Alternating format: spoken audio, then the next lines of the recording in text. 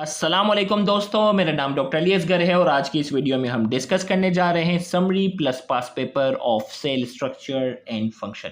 Cell structure and function से related हम वो तमाम पॉइंट्स आज की इस वीडियो में डिस्कस करने जा रहे हैं जो एमडीकेट के एग्जाम में पास पेपर में आ चुके हैं, जो कि न्यू बुक से रिलेटेड है और फ्यूचर में एमडीकेट के एग्जाम में वो तमाम पॉइंट्स हम कवर करने जाएंगे जो एग्जाम में पूछे जा सकते हैं। तो आइए हम स्टार्ट करते हैं आज के इस लेक्चर को।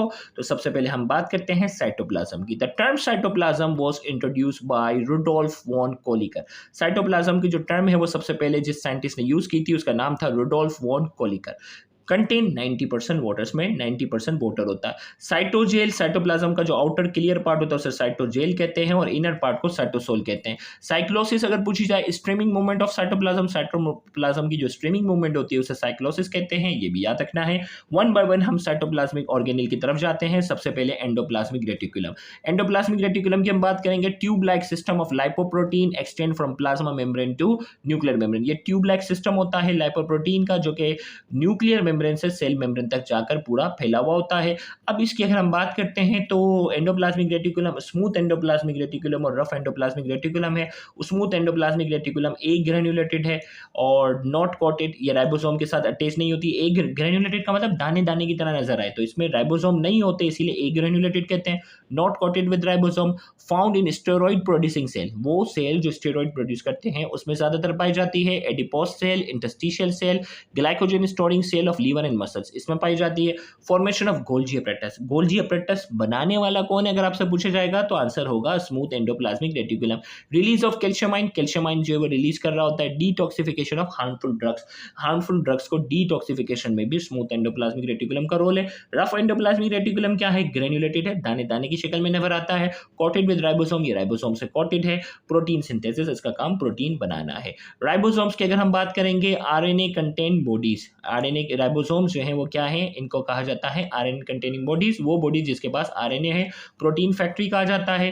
प्रोकैरियोटिक राइबोसोम, प्रोकैरियोटिक सेल जो होता है उसमें राइबोसोम 70s होता है। यूकैरियोटिक राइबोसोम जो होता है वो 80s होता है। इसके दो हिस्से होते हैं, लार्जर सेगमेंट 60s वाला होता है और स्मॉलर सेगमेंट 40s वाला होता है। S stand for Svedberg unit. Both smaller and larger unit are attached by magnesium ion. ये भी बड़ा इंपॉर्टेंट है कि इसके जो दो यूनिट्स हैं वो मैग्नीशियम आयन के जरिए जुड़े हुए होते हैं। राइबोसोम बनाने वाला कौन है? Manufactured by nucleolus. न्यूक्लियोलस जो है वो राइबोसोम बनाता है।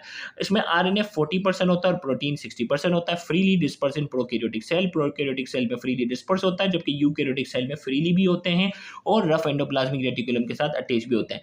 पॉलीसोम पूछा जाए तो group of ribosome attach to a single messenger RNA. Single messenger RNA के साथ जो राइबोसोम के जो बहुत सारे जो ग्रुप अटैच होते हैं उसे पॉलीसोम कहते हैं। गोल्जी कॉम्प्लेक्स की अगर हम बात करते हैं, गोल्जी कॉम्प्लेक्स को गोल्जी अपरेटस, गोल्जी बॉडीज और गोल्जी सोम भी कहते हैं। ये थर्ड हमारे पास जो है वो ऑर्गेनेल हम डिस्कस करेंगे। कैमिलियो गोल्जी साइंटिस्ट का नाम है, उसने सबसे पहले इसको डिस्कवर किया, उसके नाम पर है। Develop from smooth endoplasmic reticulum, smooth endoplasmic reticulum बनाता है। Found in all eukaryotic cell, तमाम यूकैरियोटिक सेल में पाया जाता है। Same morphology in plants and animal, plants और एनिमल के अंदर सेम मॉर्फोलॉजी होती है। Prominent in glandular cell, glandular cell के अंदर ये ज्यादा प्रोमिनेंट होते हैं। ग्लैंडुलर सेल वो होते हैं जिनका काम कुछ ना कुछ सिक्रीट करना है। Cellulose chitin to form cell wall secreted by Golgi apparatus. Cellulose और काइटिन जो मिलकर जो सेल वॉल बनाते हैं ये गोल्जी कॉम्प्लेक्स ही बनाता है। लाइसोसोम, पेरोक्सिसोम, ग्लाइकोसोम, ये तीनों जो है वो ऑर्गेनेल्स हैं। ये ऑर्गेनेल्स कौन बनाता है? गोल्जी कॉम्प्लेक्स बनाता है। लाइसोसोम की अगर हम बात करते हैं, सिंगल मेम्ब्रेन बाउंड है, originated by Golgi apparatus. Golgi body से ये बना रहा है lysosome. Found in animal cell, ये सिर्फ एनिमल सेल में पाया जाता है। कंटेनिंग हाइड्रोलाइटिक एंजाइम, इसके पास हाइड्रोलाइटिक एंजाइम होते हैं। 40 different types of hydrolytic enzyme, lysosomes के पास 40 के करीब हाइड्रोलाइटिक एंजाइम की किस्म होती है। इसे सुसाइडल सेक भी कहते हैं। एपोप्टोसिस यानी प्रोग्राम सेल डेथ में इसका काम है। ऑटोलाइसिस, ये सेल को मारने में काम भी आता है। Digestion of material taken into cell by phagocytosis, वो चीजें जो फेगोसाइटोसिस के जरिए सेल के अंदर आ जाती हैं उसकी डाइजेशन में हेल्प करता है। लाइसोसोमल स्टोरेज डिजीज की अगर हम बात करेंगे, मोर देन 30 से ज्यादा है, लेकिन हमारे कोर्स में 3 है। टेसेक डिजीज, कोशर्स और क्रेबिस। टेसेक्स में जो वो mental retardation, blindness and death by age 3। Gaucher's में liver and spleen enlargement, liver और स्प्लीन इन्लार्जमेंट होगी, erosion of long bone, mental retardation. Krabbe disease के अंदर loss of myelin, mental retardation, death by the age of 2।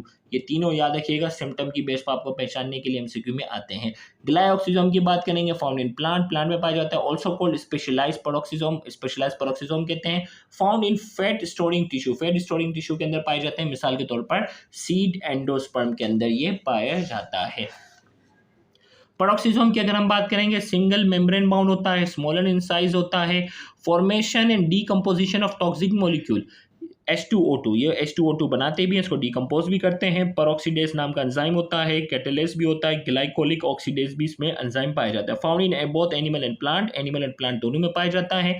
Involve in lipid metabolism, lipid metabolism में अहम किरदार अदा करता है। इंपॉर्टेंट ग्रुप इसमें जो लिपिड का है वो प्लाज्मेलोजेन है, plasmalogen are found in brain and heart tissue, brain और हार्ट टिश्यू में पाया जाता है।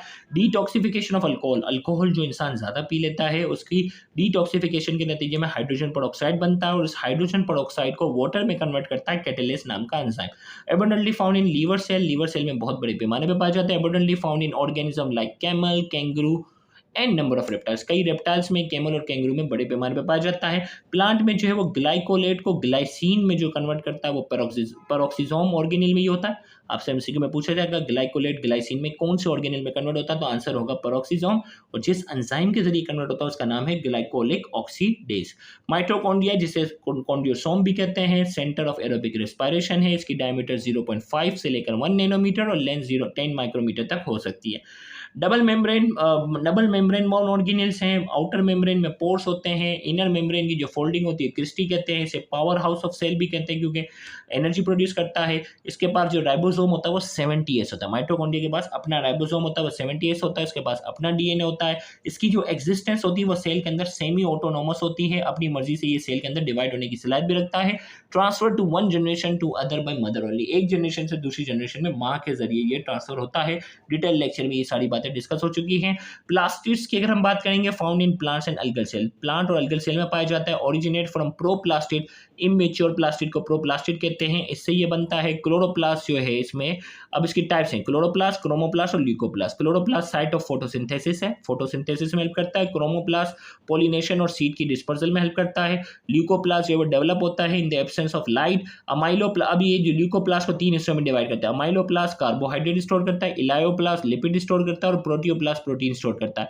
क्लोरोप्लास्ट की भी जो एग्जिस्टेंस है वो माइटोकॉन्ड्रिया की तरह सेमी ऑटोनोमस है, इसके पास भी अपना डीएनए है, आरएनए है।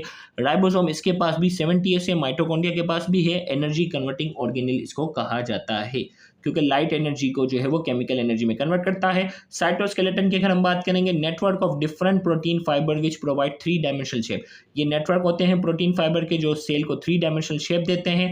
इसमें माइक्रोफिलामेंट, माइक्रोट्यूब्यूल और इंटरमीडिएट फिलामेंट होते हैं। माइक्रोफिलामेंट 7 नैनोमीटर की डायमीटर याद रखनी है, 2 एक्टिन चेन होती है जो एक दूसरे के ऊपर लिपटी हुई होती है। माइक्रोट्यूब्यूल की डायमीटर याद रखनी है 25 नैनोमीटर है और made up of tubulin protein से बना होता है। 13 कॉलम होते हैं, एक कॉलम को प्रोटोफिलामेंट कहते हैं और ये 13 कॉलम मिलकर माइक्रोट्यूब्यूल बनाते हैं। डिटेल लेक्चर में मैंने पूरा डायग्राम से एक्सप्लेन किया है। सीलिया और फ्लैजेला जो है वो माइक्रोट्यूब्यूल से बनती हैं।